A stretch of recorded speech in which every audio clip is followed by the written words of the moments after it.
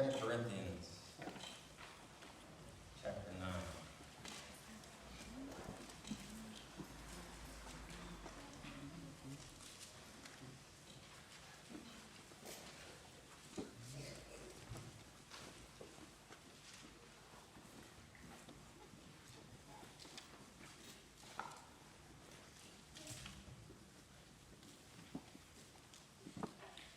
Looking at one verse of Scripture in chapter 9, reading from the New Living Translation,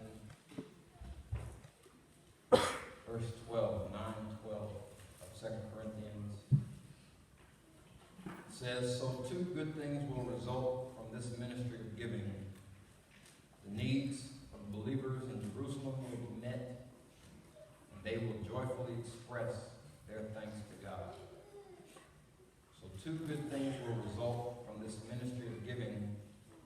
The needs of the believers in Jerusalem will be met. And secondly, they will joyfully express their thanks to God. This is the last in a series of messages on our theme for giving. And the results of today's worship experience are twofold. One, that the needs will be met, and secondly, those who will receive from what we do today and every week will joyfully express their thanks to God. Although this series will culminate with an emphasis on financial giving and our commitment of time and talent, its foundation is the act of giving that God displayed for us on the cross well over 2,000 years ago. When we truly understand the why and how behind God's giving, it should be that much easier for us to give back to Him. This week, I pondered on this question and I ask it to you today. Do you ever stop to think on the things the Lord has done for you?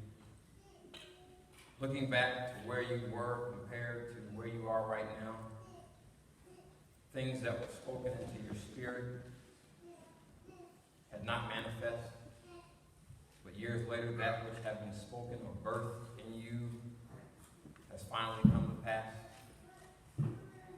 Let me say to us today, it really isn't a secret that God has brought us from, as my grandmother put it, a mighty long way. A life of darkness into His marvelous light.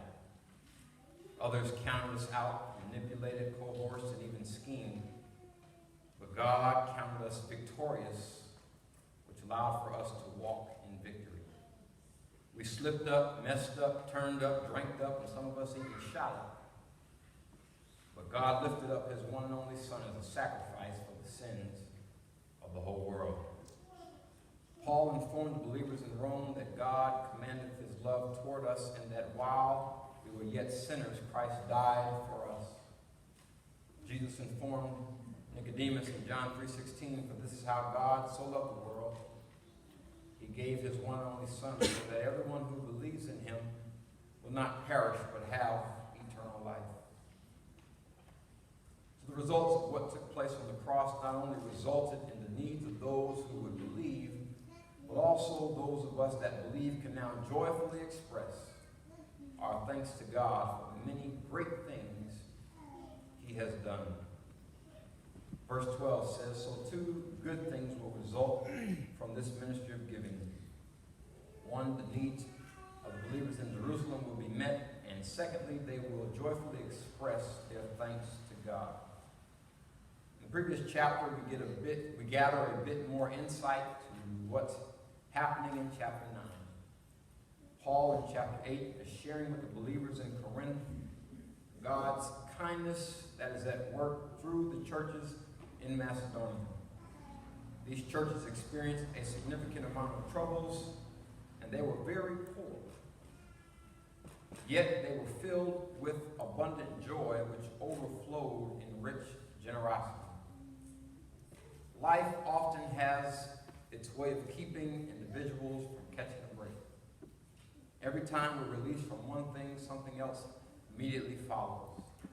This This may have been you or be you, because I know it's been me. And even though the troubles were many, the fact that Christ was there to bear the load with me made it that much easier for me to have joy that overflowed in rich generosity. I didn't have a lot of money and to give, and still don't. But I laughed you out of a depressing situation because I know through experience that God gives joy in trouble. Paul goes on to say that in spite of their troubles, he can testify that they gave not only what they could afford, but far more. And they did it of their own free will. Paul says, the people, they begged again and again for the privilege of sharing in the gift for the believers in Jerusalem, and they did so by first giving themselves to the Lord and then to us, just as God wanted them to do. Now, three circumstances that accompany the Macedonian giving is this. One, they gave sacrificially on their own. Secondly, they intently pleaded with Paul for the opportunity to participate in the relief work. And lastly, their giving was a result of a prior rededication to the Lord and a commitment to Paul's spiritual leadership. They understood it was the will of God for them to submit to Paul's authority. In order to give from a place of lack, one must have given themselves to God and then to the authority of the ministry. For this is God's way. I've shared my own testimony a few times in relation to the Macedonians, in that I had given myself to God and exhibited loyalty and faithfulness to my spiritual leadership. And although I didn't have much monetarily or materialistically to give, the Lord blessed what I had to give and gave me increase so that I could continue being a blessing to those that had need. Luke 16:10 says, if you are faithful in little things, you will be faithful in large ones. But if you are dishonest in little things, you won't be honest with greater responsibility. After Paul shares the happenings of the Macedonians, he tells the people of Corinth that Titus has been urged to return to them and encourage them to finish the ministry of giving. Paul says to them, it would be good to finish what you started a year ago because you have plenty and can help those who are in need. Paul noticed a deficiency in Corinth. They were excelling in faith, gifted speakers, knowledge, and enthusiasm, but lacked or was lacking in the act of giving. Like many of us, our desire to give never decreases, but for some reason, the collection amount does. Paul is speaking to them and will send Titus along with two others to encourage them to act on their desire once again and resume the collection. Why? Because in chapter 9, Paul says, I know how eager you are, so I don't really need to write this letter. However, I've been boasting to the churches in Macedonia about you and how you were ready to give a year ago with an offering, and it was through your enthusiasm that the Macedonians were stirred up to start giving in the first place. So my dear brothers and sisters at Corinth, if poverty-stricken Macedonians can give the way they do, surely you, the comparatively wealthy, can give as well. Paul says, I don't want any of us to be embarrassed because I boasted about you, so I'm sending Titus and two others ahead of me to make sure the gift you promised is ready. Then he says, I don't want it to just be ready. He says, I want it to be a willing gift, not one giving grudgingly. Then he says, for a farmer who plants a few seeds will gain a small crop, but the one who plants generously will get a generous crop. So decide in your heart how much to give, and don't give reluctantly or in response to pressure. For God loves a person who gives cheerfully. I read an illustration that said, I'm always fascinated by stories of people who have managed to develop a different mental attitude than that commonly held by those around them. The poor man refuses to think poor. The sick woman who focuses on what she can do rather than on her handicap.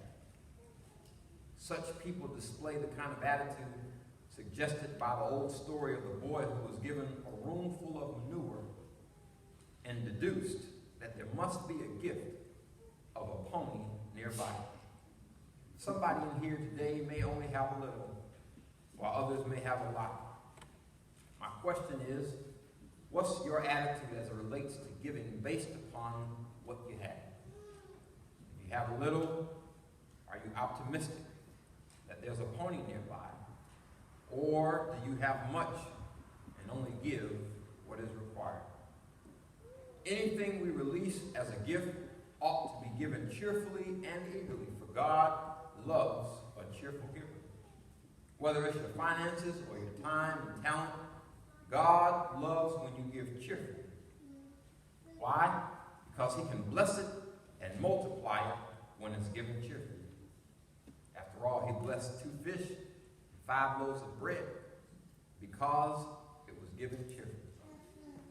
When we fully obey the Lord and carefully keep all his commands, Moses told the children of Israel, the Lord your God will set you high above all the nations of the world, and you'll experience all these blessings if you obey the Lord your God. Then he says, your towns and your fields will be blessed. Your children and crops will be blessed. The offspring of your hands and flocks will be blessed. Your fruit baskets and breadboards will be blessed. Wherever you go and whatever you do will be blessed.